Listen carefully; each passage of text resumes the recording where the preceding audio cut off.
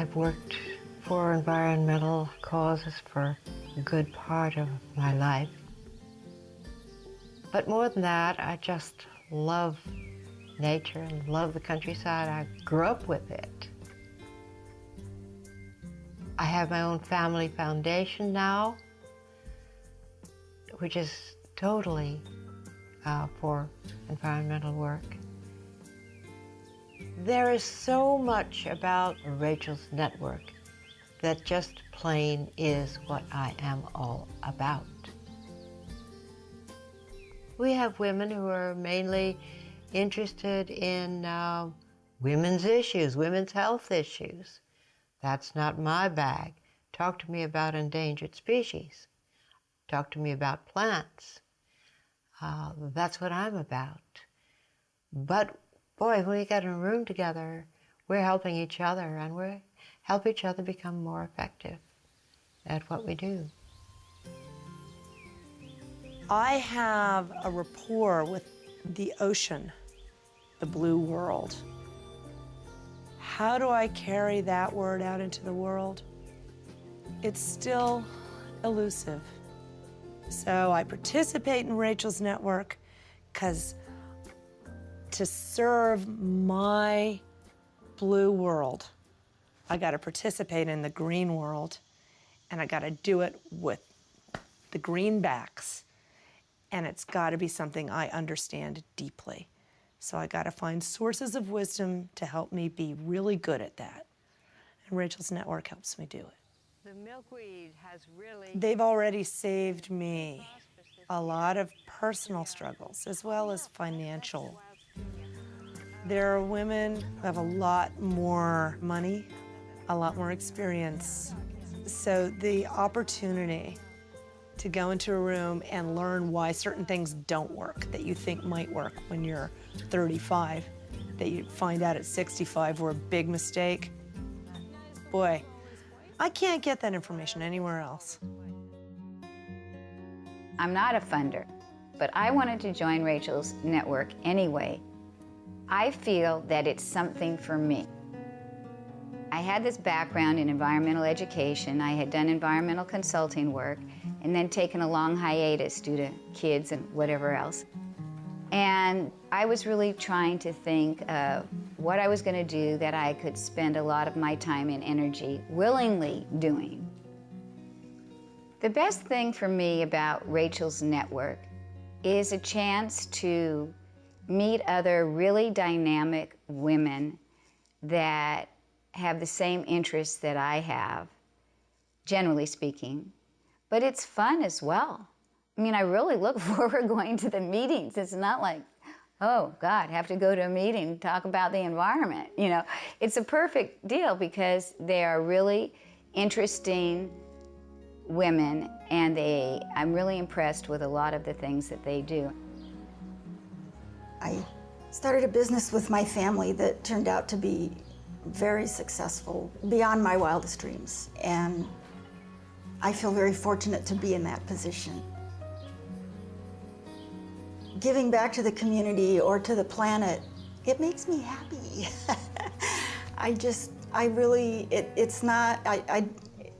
It's partly out of a sense of obligation. I certainly feel obligated to be involved, but I like it. It really, really makes me feel good. I've been surprised at how much I enjoy being part of this network because I'm not really a group person, but I just get so much out of the conversations and being able to share the things that I'm interested in with them, and it certainly gives me access to information and projects throughout the country and the world.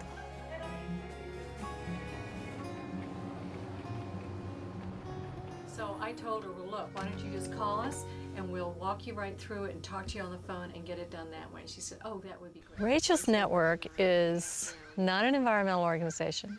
It's not a women's organization. It's a network of women, truly a network. And why do we have it? I knew there were a lot of women out there that I would cross paths with occasionally, but didn't know them. And when I started going on national boards, there were very few women on those boards, and wondered why.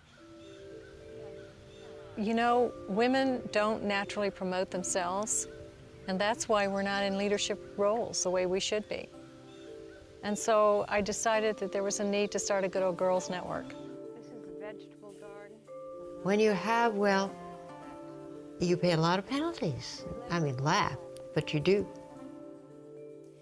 And one of them is often kind of alone with the problems of that.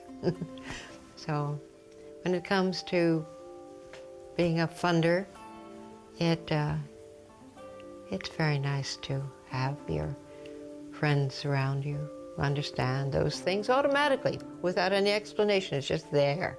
All of these trees here are native, no invasive. We're all involved in the same types of activities that we can't necessarily talk about at home, but we can talk together. It's a safe haven to talk about money issues, to talk about investment policy, to talk about philanthropy in general, to talk about how to be more strategic, what's working, what's not, what trends are out there, where should we be going, how can we be effective. We have to enhance our ability as women and as funders to get as many of us onto the national scene as we can.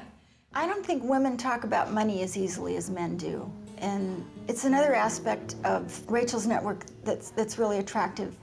It gives us a comfortable place to be together and talk about things that just aren't comfortable in our regular social life. And it just gives us a bond that's very meaningful. We have a membership of 77 right now, but this membership conservatively represents over $400 million a year in grant monies that we're responsible for making decisions on. $5 billion a year in investment policy decisions that we have to make as grantors, and this is 77 women. Because of the foundations that we're on, because of our personal wealth that we have control and responsibility for. That opens doors.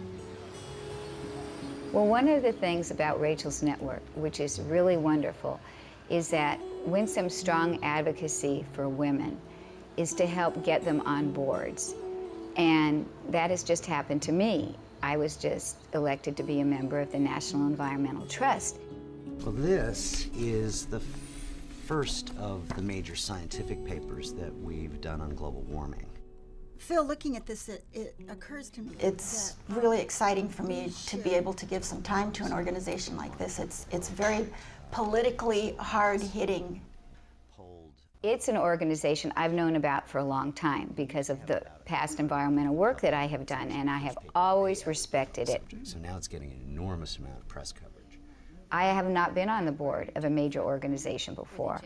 I've done lots of grunt work, but I've never been on a board. Almost every member of Congress has And that would not have happened without Rachel's network.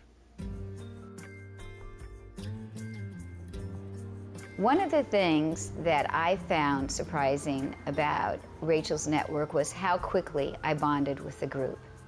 One of the prior board members said, "I think this is the best board meeting we've ever had," and even said, I knew I wanted to do it for myself, but I really didn't know anybody else in the group. So I was sort of just launching off by myself and thought, why not? Something like, well, so what, Ann and I passed then? And for me, it worked from the very beginning. I really didn't think very long about deciding to do it because it sounded exciting and it sounded right up my alley. And I just thought I might regret it if I didn't try it. And whenever I walk away from a meeting, and I walk away not only with new visions for my work, but people to collaborate with, a phone call I can make, a fellowship. They're wonderful women. They're all committed, they're all dedicated, and they're all actively dedicated. They're doing what needs to be done.